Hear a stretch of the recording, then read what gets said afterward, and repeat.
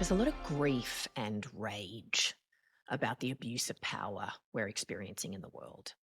And many of us, myself included, are feeling overwhelmed by toxic masculinity. And in many cases, there's a heartbreaking fracture and profound disconnection between men and women in a society that can't agree on basic truths and codes of conduct. Last week, I spoke with Amir Khalighi about how she's helping women connect with themselves and experience more joy with somatic practices and other rituals, and how she and her husband Amir are working together with people to support embodied relationships. And today you get to meet Amir and hear about the incredible work that he's doing with men. Founder of Embodied Masculine, Amir Khalighi empowers men to connect more deeply with themselves and others so they can step into their power in a way that's in alignment with love and healing. For the past 30 years, as a teacher, coach, speaker, and poet, Amir's been helping men live purpose-driven lives and creating communities where men can have positive role models.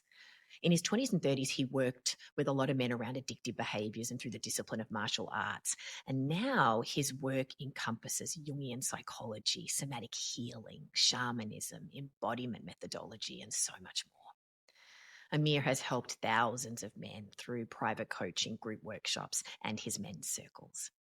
And one of the core tenets of Amir's approach is teaching men to respect and value the divine feminine.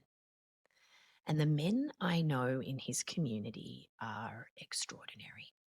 They are present and respectful. They know themselves intimately and they want to know you. They're able to meet you in a place of truth and gentleness and intimacy. And the men and women I know that are in life partnerships with these men feel seen and held with care. To say Amir's work is transformative and changes people's lives is an understatement. Oh, I am so excited for you to hear what he has to say about how we can be more conscious and connected. So let's get the skinny from Amir Khalighi. Oh, Amir, I am excited to dive in with you about the work that you're doing so beautifully with men. I want to go back a bit first about your journey into this work. That it has to be me for you to change what you were doing in your 20s and have a different relationship with self. Tell me about meeting some of those men that had what you wanted. Well, thank you, first of all, for inviting me to have this conversation with you. I'm excited to go down whatever alley you take us. um, so, at the age of 22, I had pretty much burned all my bridges, and I was standing to lose quite a bit. And I saw an opportunity for, and that was in the realm of drugs and alcohol. So I got sober at the age of 23. And I was in the AA program for almost a quarter of a century, 25 years. And we can talk about why I chose to leave if you want at some point. But as far as, I pretty much stumbled and took an opportunity that presented itself. I had enough wherewithal to see it for what it was. And I stepped through a window that was open, and that window afforded me into a reprieve from the chaos and the darkness that I was living in. And the first man that I saw on that path had gone to speak at a college. And at that time, the person I was, my fiance at that time, for my previous marriage, was going to this health class, saw this person speak, gave me their number. I reached out and he said, meet me at Chili's in Northridge. This was 30 years ago, maybe more.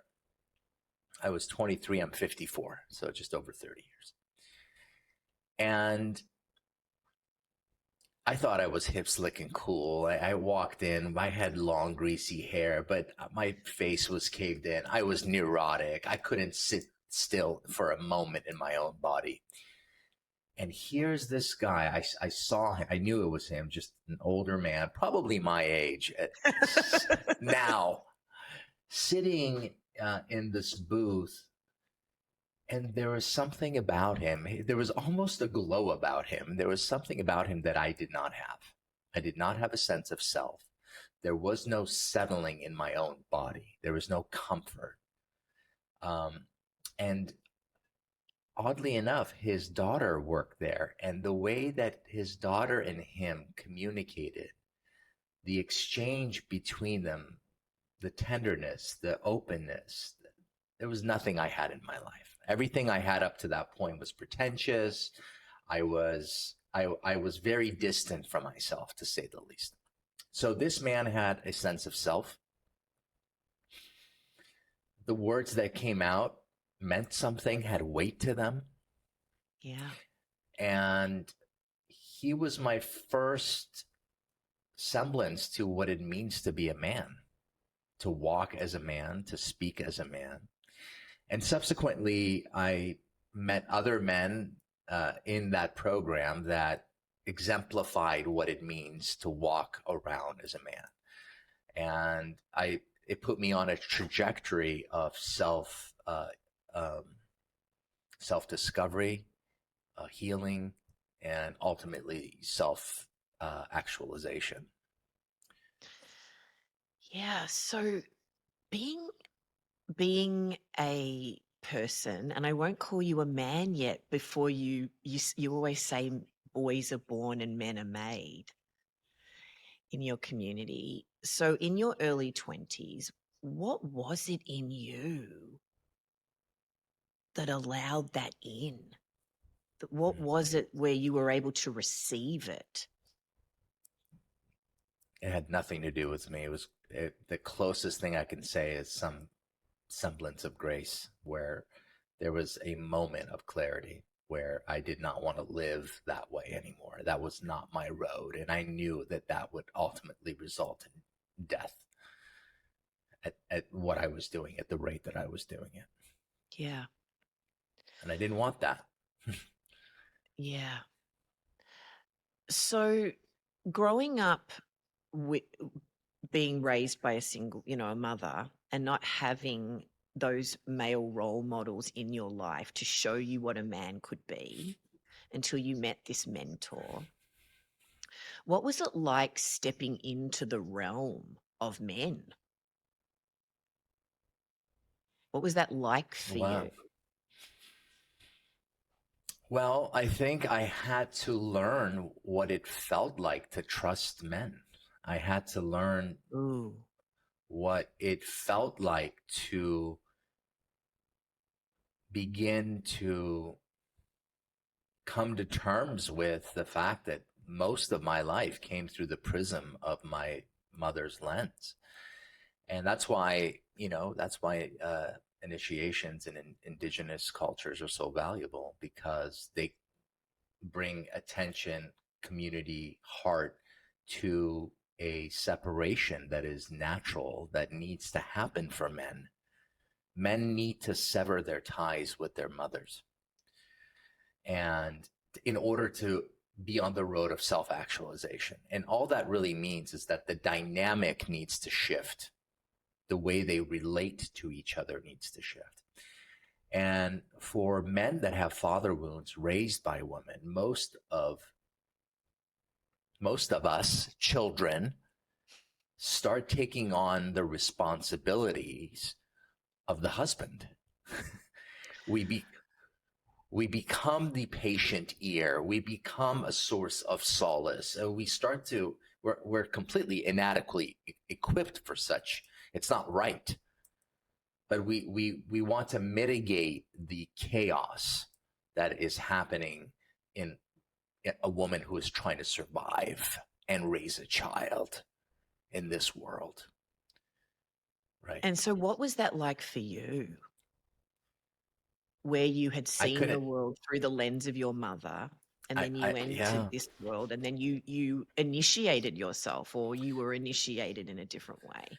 Well, it was self-initiation through drugs and alcohol. It's the best way I could describe it. It was, looking back, I can say that there was a part of me that needed to make that separation, didn't know how to make that separation, and I did it in the worst way possible, where I hurt myself and I hurt everyone around me. But it did put me on the other side, and thus began my spiritual path at the age of 23. And it put me on a road to ultimately work with men. Yeah. So take me into that. It has to be me, where you had done a lot of work healing yourself. And then what was that trajectory where you then claimed your role to shepherd it for other men? I think for me, I always, there was something in me that wanted to support men. I couldn't really understand it. And I did it for a long time just through sponsoring other men in AA. Yeah. So that became kind of a template. And then ultimately other, men's groups. And then I went into martial arts and I started mentoring through martial arts. And I really I always did it as something that fed my soul. I never got paid for it. And it wasn't until 2018 where I was invited to teach at a men's retreat of about 40 men in the desert. And I was also invited to participate. And I got a lot more than I gave. I in the receiving of some of those practices, this is back in 2018, I had some somatic releases that really, I think, were in the way of the clarity of the totality of my purpose, or the second act of my life. It really all came together. And up until then, I used to also be a professional actor for 10 years. I came back from that retreat. I called my agent. I said, I'm done. Just close everything. And I couldn't quite do that with the business that was paying for everything. So I started to really move in the direction of birthing this thing that wanted to be birthed uniquely through me. And I started to listen in a different way. I started to tune into my heart instead of my head. And I started to begin to walk in the unknown. Subsequently, I had walked away from AA because that felt like a marriage that had completed, and I was moving into the spiritual unknown simultaneously. And coming away from that retreat, I knew that, and there was a few other instances that crystallized this for me, but I really understood my work in the world based off of my history and being in this moment. I came to a realization that most of the pain that is caused in the tear in the fabric of humanity in life is done by unconscious men. It comes through a level of disconnection and unconsciousness, whether that's in relationship or running a business or building an empire or running a country. It comes from a level of unconsciousness that gives men permission to tear at the fabric of our planet, for example. And I started to really move towards animism and shamanism. And I started to become a practitioner, kind of a closet shaman for a practitioner for years.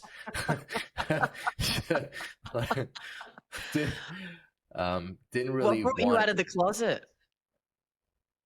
A deep desire to share my search with others on that search.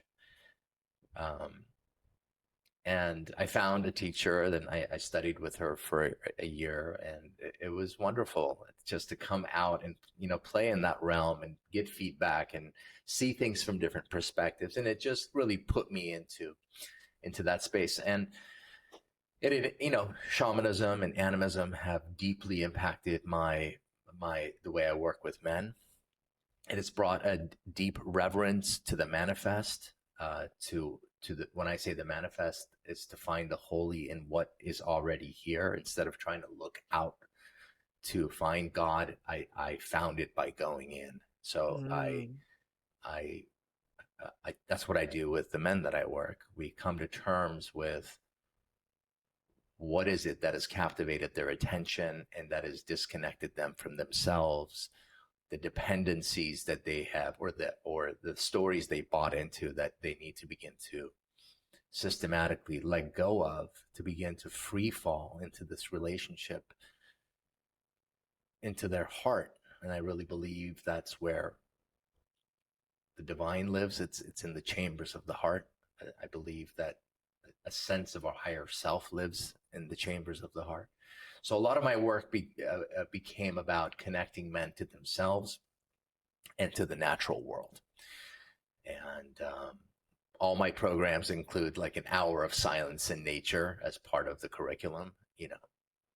So becoming aware of the reverence that is within. And if it's within me, that's within you. And if it's within Mm. you, then I'm going to treat you with reverence. Mm. Tell me a little bit more about these somatic releases that were so powerful out in the desert, that invited you to step into your role as a leader in this way. Yeah. So one of the inquiries that was suggested, invited for everyone to kind of ponder with was like, okay, so what is it that brought you here? Now, for me, it was twofold. One, I was asked by my friend to come teach, but I also said yes because a part of me really was exhausted.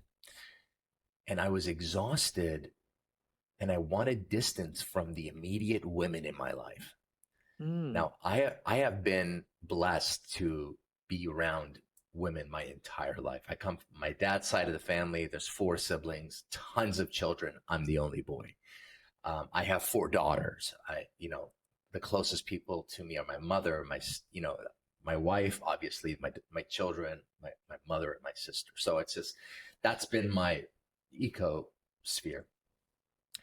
But I was asking myself, well, what is it? I was just like, I need a break. I need space. I need space. And I was like, well, why do you need space?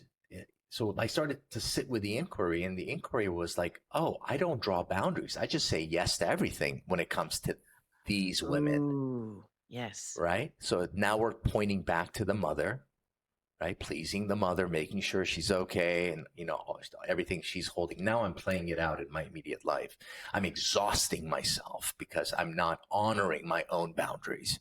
I'm not honoring my own yeses and nos in relationships. So and then, the inquiry kept going deeper and deeper until we stepped into this practice. And one of the root causes that I felt responsible for my mother's well-being, her physical well-being and her emotional well-being.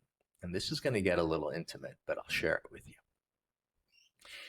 My mother's second husband was physically abusive to her, and I witnessed this as a young child. And I remember once my mother was pregnant with my sister, or my half-sister, I call her. She's my sister.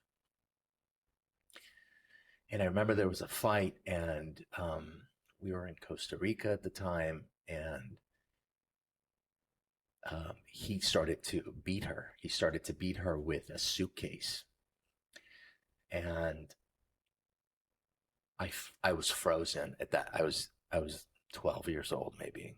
I couldn't physically do anything about it. I couldn't say anything. I was frozen. I went into freeze state. And in the somatic practice, we were sitting with the inquiry of, well, what is it at the root of this came up for me. This incident came up for me.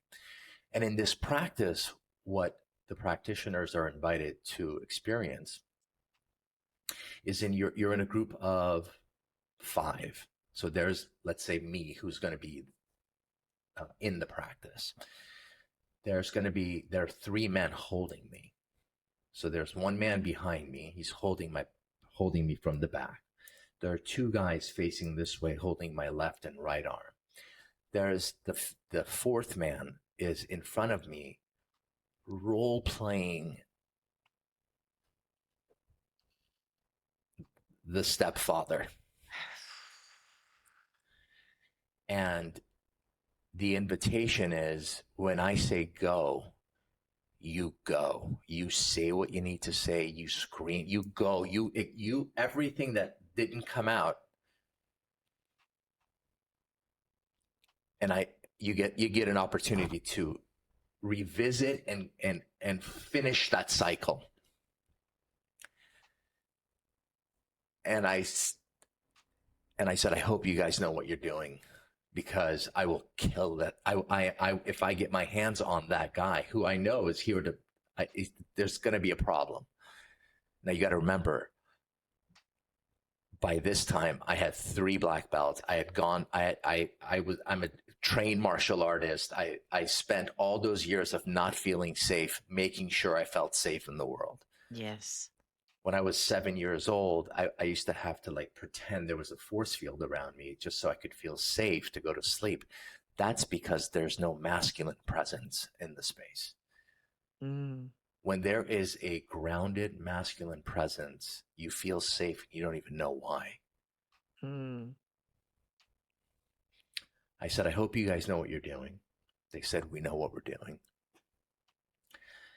And I went. I screamed. I clawed. I went. Another person had to come support, and I even got tricky. I said, okay, I'm going to pretend I'm going to like fall down, that I'm done, and then I'm going to go again. And the split second I did that, they still grabbed me until I was spent, until I was exhausted, and I was spent, and I collapsed, and I laid down, and I looked up, and I saw all these men looking down at me with such love. With such love. So they were pouring now their love into me as I was revisiting that moment, because it felt the same. I was still frozen. I couldn't move forward. But this time I expressed everything I needed to express. And I swear it was almost like a prayer had been answered. It just took a long time. Mm. And these guys looking down were like the angels. They were like in that moment with me again. And healing started to happen. And I released that. Around him, my stepfather, and you know, everything that comes with that. Yeah. Everything that comes with that. And I really believe, clarity comes from really cleaning up this temple body. And that's what I do with men. We clean up this temple body so we can begin to tune in to what is our purpose here? Why are we here? What are we here to do? So when we get to the end, we can transition with ease, knowing we did, or at least we fully gave it everything we had. Oh, yes, to that. How do you help men open the pathway to that? Well, that's such a great question, because it's a mystery on what creates the opening and willingness in one person and not in another person. Yes. It's such a mystery. But it's the men that take a step into the unknown from that point of receiving that, we'll call it grace window, that window of opportunity that's showered in grace. Those that take the window, those that actually step through it. I don't know why I made it a window, not a door, but here we are. Those that take a step forward into the unknown, that willingness is what brings men to my community and others like it.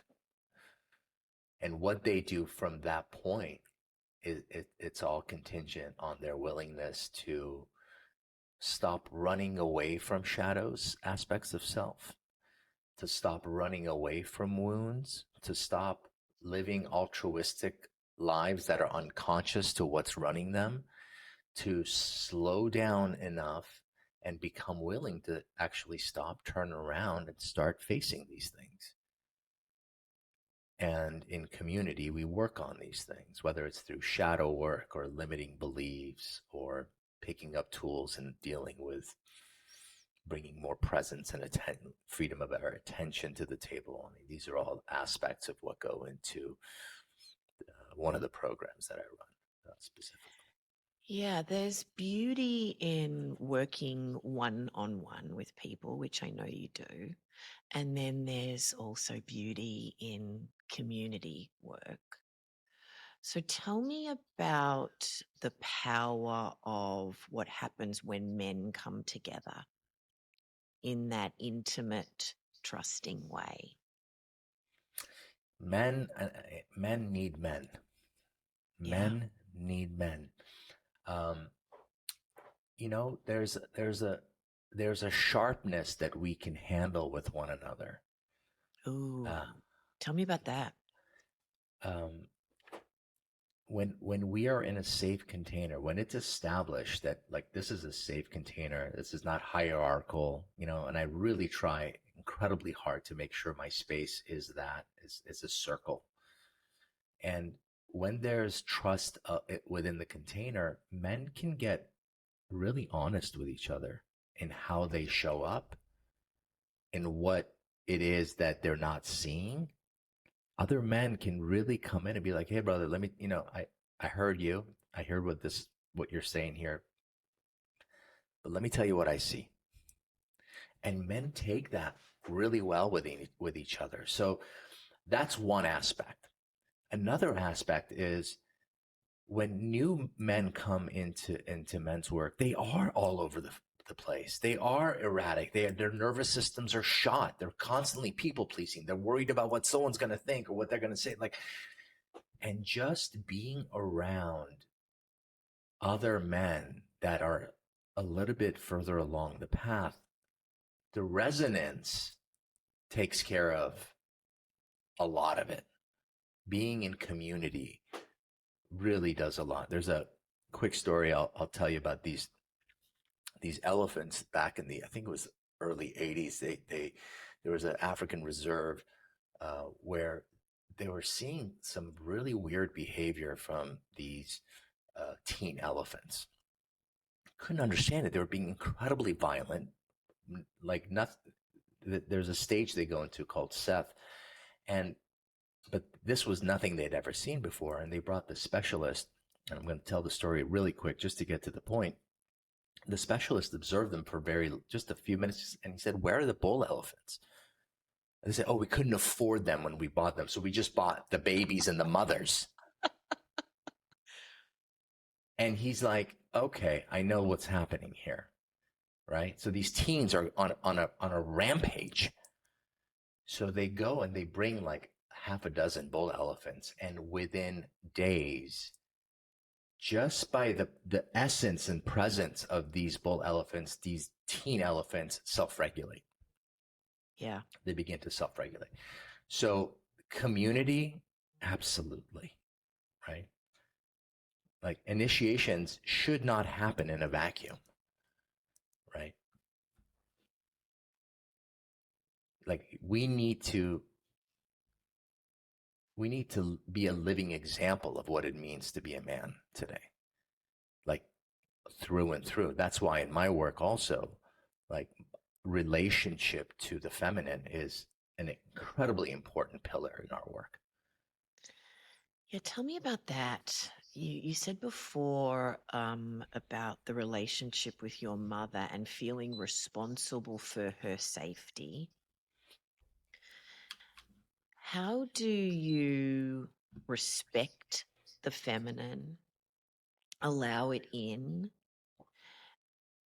and not feel responsible for the feminine energy of the females in your life? Like, how do you help men hold that balance? Well, I think first and foremost, um,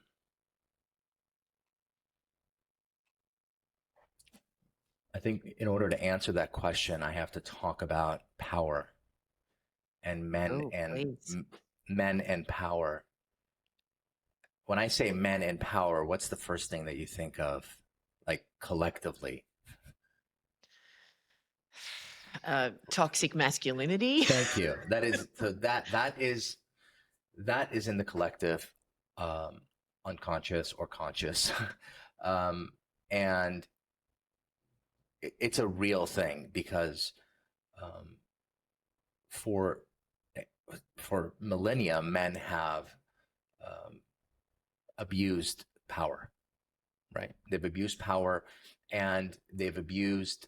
And I personally believe this gives them they abuse nature itself. You can see the unconscious behavior towards how we relate to animals, to the natural world. Um, the feminine is the eminence of nature. The feminine is the chosen vessel for creation. Do you know how much power is in that? That is nothing a man can touch. So a man can either be in reverence and awe to that kind of power, or it can begin to do what patriarchal systems have tried to do for 5,000 years, which is try to control nature and control women.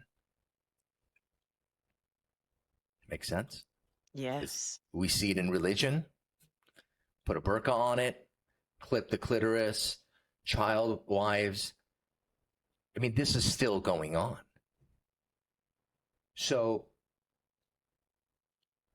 there is no men's work without bringing into consciousness what that is. Men need to learn to work with, and as a result, many men that I work with don't want to have fucking anything to do with power. Mm. They don't want to step into their power because that equals toxic masculinity. If I Yeah. do that, then I'll be this. Part of my work is aligning men to allow themselves to step into power, but not self-generated power, power that is aligned with their purpose, that is designed for them to intrinsically take their rightful place in the healing of themselves and this planet. That directly connects us to relationship to the feminine. The feminine is to be not controlled. The feminine is to be witnessed, to be listened to. There are, men wouldn't go to war unless the oracle said it's a good time to go to war. There's a lost art of the way we see women, the way we see the evidence of women and how we hold them. Most women, from my experience and understanding, try to tone down their brilliance and Yes. their fire, because you can't have one without the other, right? And there's some movements in the world that I work in this world, where only in polarity work, where it's like, oh, these flavors of women. No, man, women are multidimensional, like seven-headed dragon and Mother Teresa and like all of it. And your desire to try to cage that, control that, you're going to lose.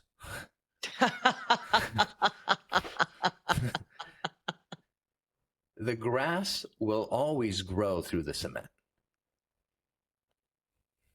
Yeah. Oh, you said before, about helping men sit with themselves and all parts of themselves, whether it's through shadow work, and not running away from the sharp edges, and having that not necessarily have to be toxic masculinity, that we can embrace our power in whatever form it comes and be holding it with care so that we're using it in a way that serves our purpose, if that's the right way to summarize what you've been saying. For me, what I hear is permission.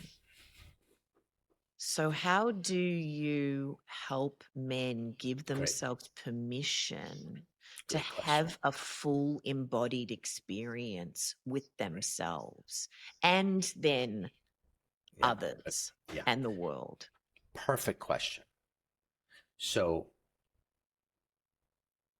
for the past 6 years, once a week, men come from all around the world on Wednesday nights from 6 to 8 p.m.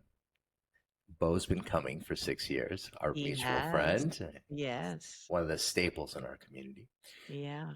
And men, through various types of practices that I bring from different traditions and modalities, get to experience the bandwidth of their own pole, from masculine pole to feminine pole. Masculine essence practices that cultivate depth, breadth, and depth of consciousness and presence. Various types of practices that I bring, and feminine embodiment practices, which are really geared towards men giving themselves permission for expression, for movement, for sound, and ultimately immersion into the field of everything that is, right? They begin to navigate their own inner landscape. And as they do, they deepen their capacity for the masculine pole. They get to overdo it. They get to play. It's like being in rehearsal. You get to try things that won't maybe work, but you get to try them, right? And as they maneuver up and down this line, they come across internal edges that they'll get to work with. So growing up, let's say you were told as a boy, stop acting that way. That's stop being so, who knows, like how they were shamed as kids, right? A boy is dancing and his dad says that's boys don't do that. Or however the shame came in. Shame is really nothing more than a noose that tightens itself around life force energy. That's what shame is. So for them, in practice sessions, they get an opportunity to be with that boy, and they get to work in that space of, maybe I can open my voice and just make a sound here.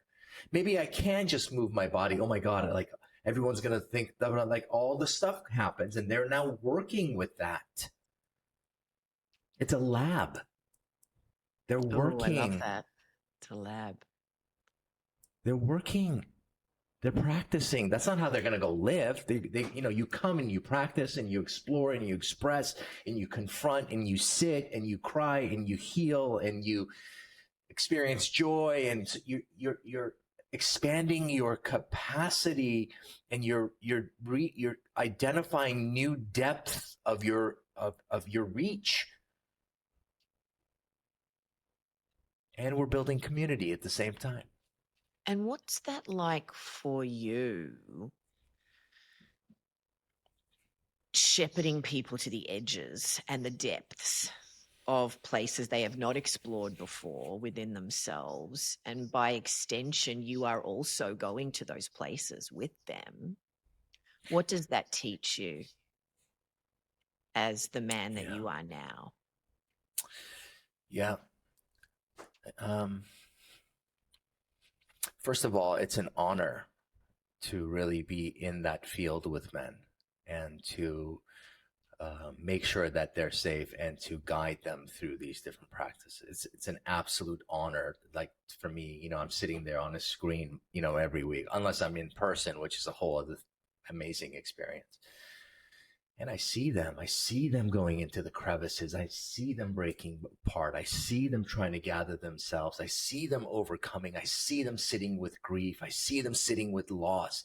And I see the transformation, and to witness that and to be a part of the fabric that is holding that, because I am a part of the fabric, I'm in the field with them, is incredibly rewarding. It's incredibly rewarding. And I have to also remember this, I'm simply answering my calling, and that is enough. I can't let the ego get in the way. I can't be, guru or teacher of and people will want to project certain things to people in position that I am a teacher. The position is different, so I have to have a level of consciousness around that. It can be a lonely spot at times. It Oh, could be tell me about that. um, I work a lot, and so I'm in this position, this dynamic with other people quite often. And it's kind of like a father archetypal figure that naturally the dynamic sometimes puts me in. And I just have to be also cognizant of transference. I don't know if you're familiar with that term. It's a Yes. Jungian term. Yes. Yes. So I have to be really cognizant. Like sometimes, we have a large community, and there is a percentage of people that also have, stuff around their fathers, that may want to project it onto me. And um, I just need to be really cognizant of the role that I play in people's lives. And it doesn't give me a lot of time for friendships, to be honest with you. I Oh, almost don't really. I see my wife is so good at being like having friends. Like she's just like, and I have people that are my friends that I can call, and they're like there for me. But I don't do a lot of like small talk with people. I've gotten more private as I've gotten older.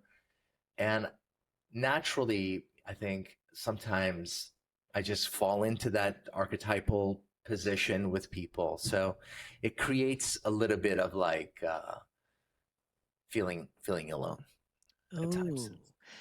What does it stir up in you being placed in that father, or placing yourself also in that father archetype when you didn't have it yourself?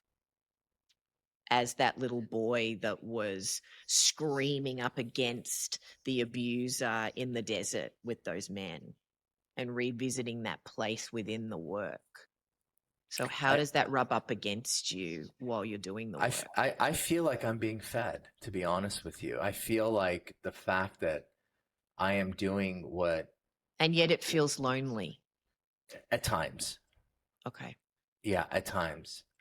And I've just gotten, I used to be a lot more social. I've gotten a little bit socially awkward, I think, as well. I don't really know. I'm still in flux. Oh, Um, as we all are. I'm just, it's of interest to me while mhm, you're holding space for others. And we may find our way back to that in just a minute. When you were speaking before about the divine feminine and the power of women mhm. and how it's going to win every time, what is it like for you being an embodied male and exploring the sharp edges of your and the beautiful places of your masculinity and your feminine energy, being in intimate relationship with Kerry, who Mm. is living in an embodied experience of the feminine, and the two of you working together to shepherd that beautifully for other people? How do you take up that invitation and hold that? Because she brings a lot of power, and so do Yeah, you. yeah. What's that like? Well, my wife and I definitely, um, the stars brought us together, uh, because we have first and foremost really awakened our gifts to one another. Mm. Our coming together. I was not doing what I'm doing before I met her. I was doing versions of helping men on the side, and I was running businesses. I had different businesses throughout my life. It wasn't until 2018. Carrie and I met 10 years ago. So I really believe we awakened our gifts. Um, and she's been a champion of, I came to her, I said, look, this is what I'm doing. This is in the middle of like mortgages and children and a lot of pain. I'm like, guess what? I'm leaving everything, ultimately this other business as well. And I walked away from the business that was paying for everything after a year and a half. And she's like, of course you are. Yeah. And so she's been a steadfast supporter and believer. And in order to fully step into our power, our the stuff that's the stuff that we've needed to work on has come up. It has to come up. It has to come up. Like what? Like it triggers around whatever my stuff is and whatever her stuff is. Like we perfectly match in a way to bring the stuff that is keeping us from our self-actualization, full expression. And we've had to really take a good look at ourselves in marriage. And that's really hard because it's really easy to just be, as long as if you would have just acted differently, I'd feel different. Right? If you could just contain yourself, right? Me again, trying to, like, if I was to, like, she is a powerful woman. There is no controlling that woman, and nor should there be. My wife should feel free in every way that she wants. Obviously, we have agreements about the garden that we live in, right? I mean, we both have like principles and like, monogamy and certain, trust. But as far as her, like, I should be a champion for her and she a champion for me. And we both should feel free in this relationship. And we do. Yes. What does feeling free mean to you? To be a completely, transparent myself, and to reveal myself freely, to express my needs freely without feeling a dependency on her to answer those needs, but to feel feel safe to express myself in any way that I want, that I need to, and her as well. And not to take everything so personally. Like, you know what? Like sometimes you just need to hold space and let her rage. Let her rage. It's not about me. It's she needs to rage right now. Right? So, you know, um, for a guy who grew up with feeling responsible for his mother's emotional well-being and physical well-being and not even paying Yes. attention to my own boundaries. Well, you get a powerful woman like that, I'm going to be called up to work. Yes. I'm going to be called up. So she raises me. Yes. And you to her. I want to ask you about being called up to hold parts of yourself that are more challenging. You spoke before about men wanting to people please or to please society or meet the expectations of constructions. As a female listening to that, I think to myself, gosh, I want to get inside of that a bit more, because as women, we go, oh, we're always people pleasing. The men aren't. That's typically the construction that we attach to. Mm. So take me inside of what men are feeling in your experience and your own experience of wanting to please, and how that gets in the way of you feeling free to express yourself.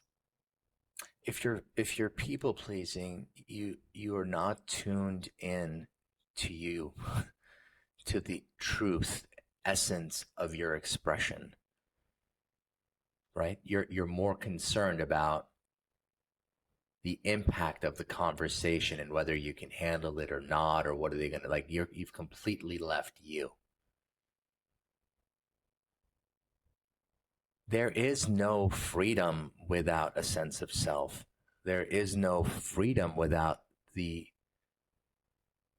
ability to be able to express your needs, express your boundaries.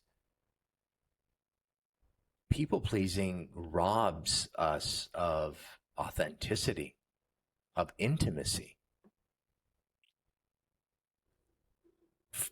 fear, really. And what is it in your experience of working with men and also being on and in this journey with yourself? What is it in men? And I know this is a gross generalization I'm asking you to make because we're all unique beings. What is the construction or the attachment that leads men to believe that they should be doing that? Well, I really think society plays an unhealthy role in shaping men. So when you don't have, we don't, there's no village where the men can be examples, really, right? There's this fragmentation and the very sad reality that young boys are faced with, and young girls as well, and in a different way, is through this screen. This is what's raising them. And boys are raised in porn culture, and girls think they have to abdicate themselves and look a certain way to be accepted, and it's just a perversion of connection. And the end result is a deep disconnection from self and a lack of fulfillment in life, or worse, where it can take teens. So I think society plays a big role. I think our parents growing up play a role. And there are no systems in place really to honor and witness the transitions that we experience as humans in life. One being, of course, the initiation for a boy, but when a young girl begins her moon cycle, and I mean, we've lost the essence. Like $150,000 bar mitzvah has lost the essence. Oh my goodness. It's Yes. lost the essence.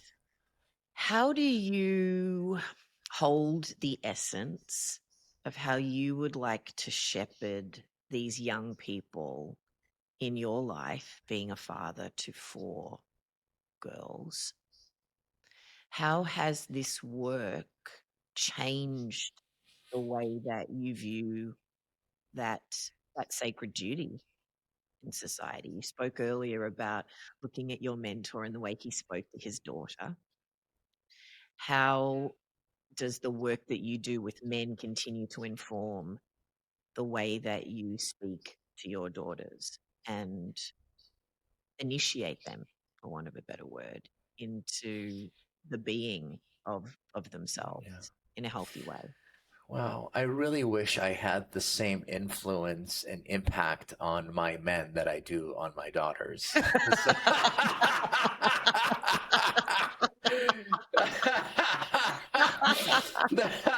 Oh my God. Oh my God. I was speaking to a man today who was having just a really hard time with his 24-year-old. The first time I'd met him, and he was just besides himself. And I reminded him, I said, man, it's possible I could say the very exact same thing to your son that you did a week ago. And he'll be like, oh my God, this is profound. Yes, I will. So, so, look, parenting, I believe, is the biggest challenge we are handed in the path of love, patience, acceptance, and spiritual growth. And these four have certainly, in their own way, made me the man I am today. I used to have long hair. Yeah.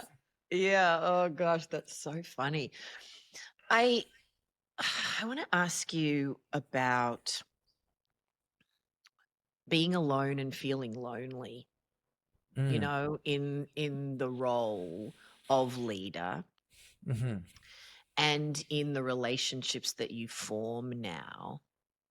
How does your private work with yourself and reminding yourself that you are in a safe place with yourself and the trust that you've cultivated within yourself in your private practice, how would you like that to develop moving forward so that you can feel less lonely sometimes in the work that you're doing?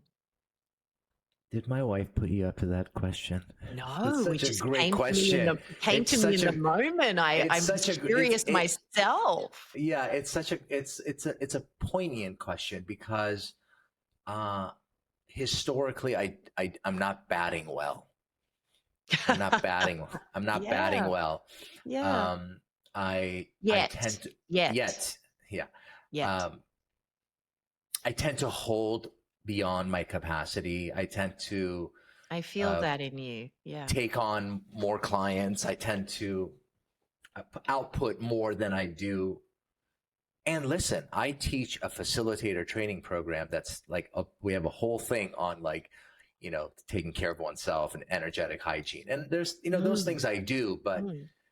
um, I'm not great at it. I'm not great at oh, let's go. I'm going to meet so and so for coffee, and then we'll go,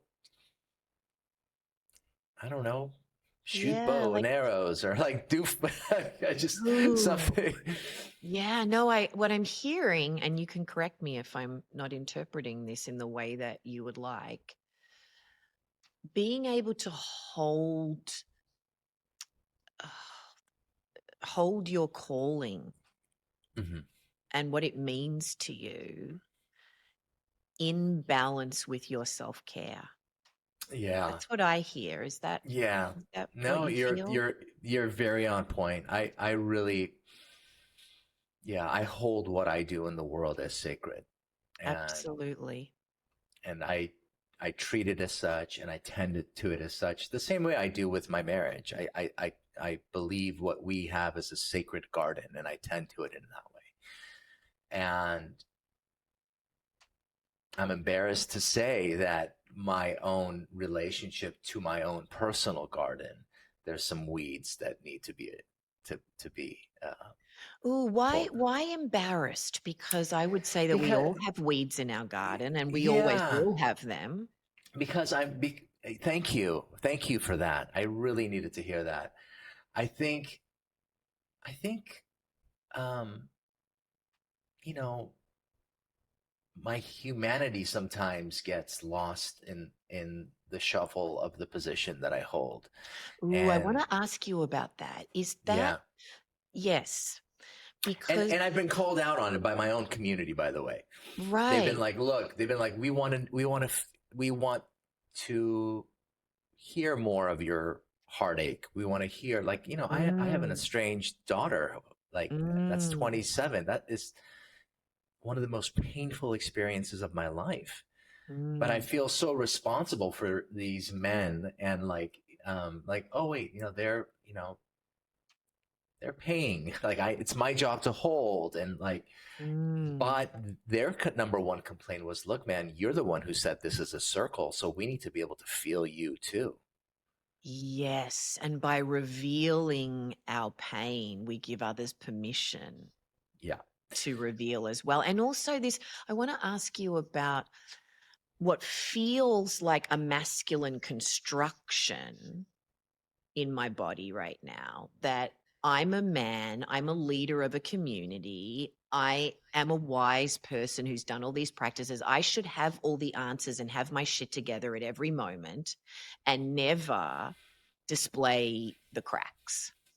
Well, I think I would say, like, I've had small groups where I'm one of the men in the groups, like a small Mm, men's group where we do that. And I've done that in my life. So I don't necessarily have a problem bringing that to certain peers or mm. my wife, or Bo, for example. Yeah.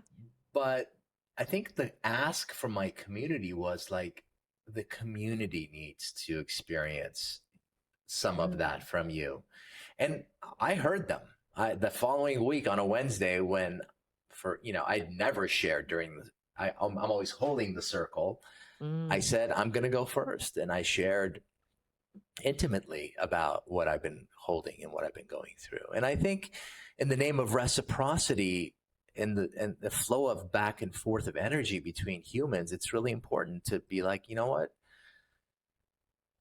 he's hurting, like, in this area, like, giving people an opportunity to love me in a Yeah. sense. And also, what I'm also is coming up for me is just a reminder to all of us that we're all in process, continuing to do the work. Yeah. And the work never ends. And that's the juicy, delicious, messy, glorious thing that is life, and what makes Yeah. relationship with self and relationship with others so delightful, and Yeah. takes us to places that we need to go, as you Yeah. so beautifully put it in your relationship with Carrie, that you have been able to expand together and sometimes contract when it's needed. Oh, thank you for sharing so openly, and letting me into your garden. To Yeah. use your analogy, I was saying to Carrie when I spoke to her that being at that party with the two of you, I feel so honored to have been a part of that, and watching you give and receive love felt like I got a master class in holding intimacy. It was really very beautiful. So thank you for the work that you're doing in the world. I could talk to you forever about this. I always close every episode with the same question, and I'm going to Mm. ask it to you, which is, for someone that has a dream in their heart and doesn't feel like they have what it takes to make it happen, what would you say to them? I would say that some of the most beautiful breakthroughs come immediately after massive amounts of turmoil. And I would encourage them not to leave before that miracle happens. I'm uh, reminded of the X-1 plane when the Russians and the U.S. were trying to see who would break the sound barrier first. And every plane that the U.S. would send up would rattle and it would explode. They would eject. They lost pilots. They finally brought the plane they believed was going to do it. And they got the pilot they believed was going to do it, which his name is escaping me. It'll come to me in a second. So he gets into this plane, the X-1, and he starts to he's pushing Mach 1. Same thing starts to happen. The plane starts rattling uncontrollably. But Chuck Yeager did something did something the others didn't do. What do you think that was? I don't know. He leaned forward on the pedal instead of pull back.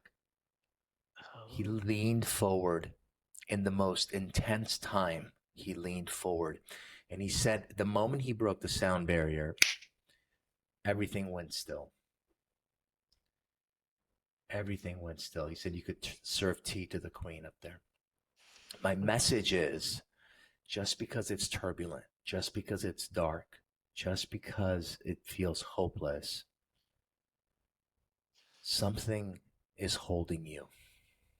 Something is holding you. And right on the other side of this wound or pain is gold for you to discover. So don't leave before that miracle happens. oh, thank you. I needed to hear that today. Thank you for the way that you show up in the world. Thank you for having me and giving me a time to chit chat with you. It was really enjoyable. Thank you. Oh, so many thoughts going through my head.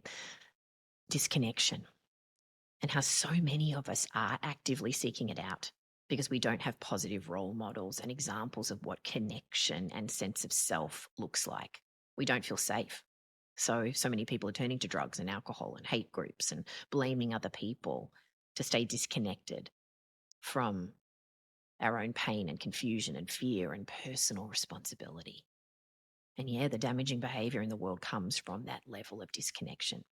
And men and power and the suppression of the feminine, we're well acquainted with that as women.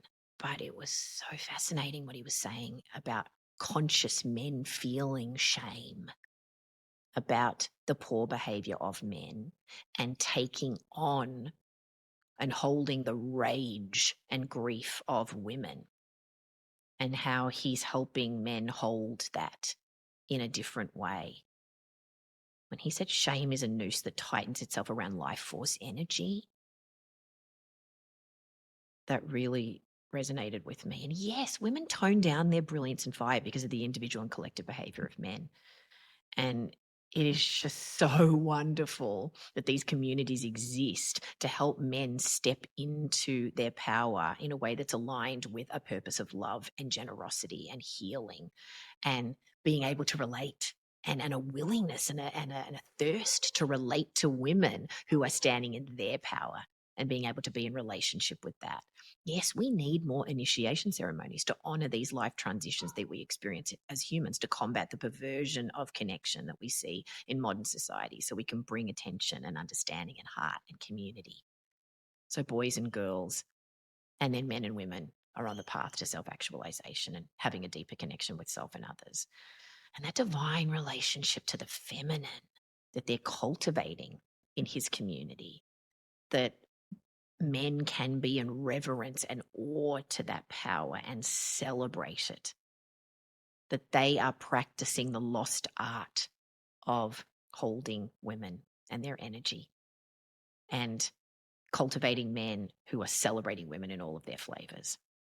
And when you treat your body like a temple, there is a clarity that comes so you can listen to your heart and tune into what your purpose is and what you're here to do, that the divine lives in the heart.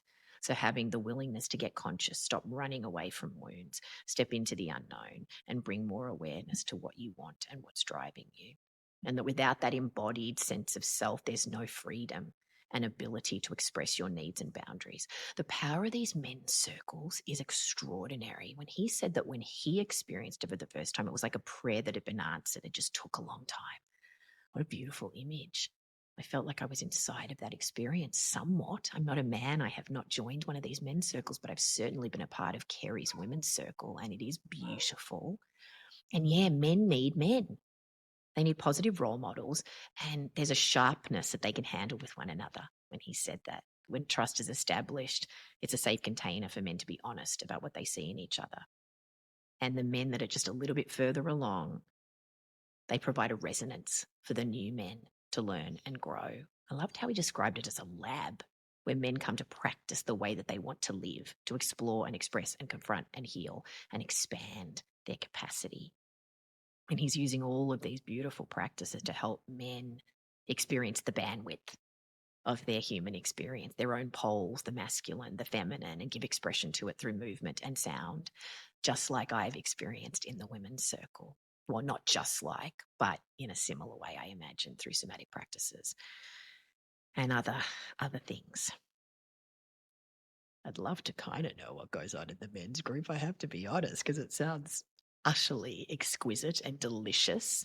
I just have experienced the product of what happens when they all get together. These beautiful men like my friend Bo and Amir and others. I really appreciate the work that Kerry and Amir are doing together. They talked about healthy partnership where they bring out the best in each other, championing each other, when he said we awakened our gifts to one another. And in order for both of you to fully step into your power, you need to feel safe to express your needs without a dependency on the other to answer those needs, and to not take everything personally. That when your partner's standing in their power, you're called to step up. You're invited. And he said, she raises me. It's a beautiful way to be in a partnership where you make each other better than you would ever be on your own. But honoring your boundaries. I appreciated what he was saying about that, giving yourself permission for your yeses and your nos. What he said about people pleasing, how it robs us of authenticity and intimacy. And if you're people pleasing, you're not tuned into the true essence of your expression. And I appreciated his honesty about energetic hygiene. As a coach and a leader of a community, feeling lonely sometimes and holding beyond your capacity, that resonated with me as a coach. The importance of holding your work or acts of service in balance with your self-care, that you don't want your humanity to get lost in the shuffle of your work. I certainly struggle with that as a coach. I'd be interested to hear in your work how you hold healthy boundaries and that balance of self-care and care for others, and giving people the opportunity to love you. When respect and trust and safety has been established, sharing your vulnerability with others can be medicine for you and the people you're in relationship with. And that when things are hard, lean in as opposed to pulling back. It's a great image, wasn't it? That so many breakthroughs come immediately after massive amounts of turmoil and fear, and that something is holding you. And right on the other side of the wound or the pain is the gold for you to discover. Don't leave before that miracle happens. Lean forward instead of pulling back. So you can connect with Amir at embodiedmasculine.com. If you missed last week's episode with Kerry, his wife, please listen to it. It's really beautiful. And thank you to Bo and Elizabeth, my dear friends, for bringing Kerry and Amir into my life and now your life. These people are really special. I'm so excited that you know about them now. This work is so important. And I'm really interested to hear what your experience has been with embodiment, either in a men's circle or women's circle, somatic practices. Please leave a review and post in the Facebook group. I'd love to hear about it. And let me know what resonated with you from this conversation. I want to hear about your It Has to Be Me story. So head on over to ithastobeme.com/stories to share it in our free community. You can also join the conversations we're having about this episode and others. I'm Tess Masters. Join me next week and we'll dive inside another great story to help us go from dreaming to doing.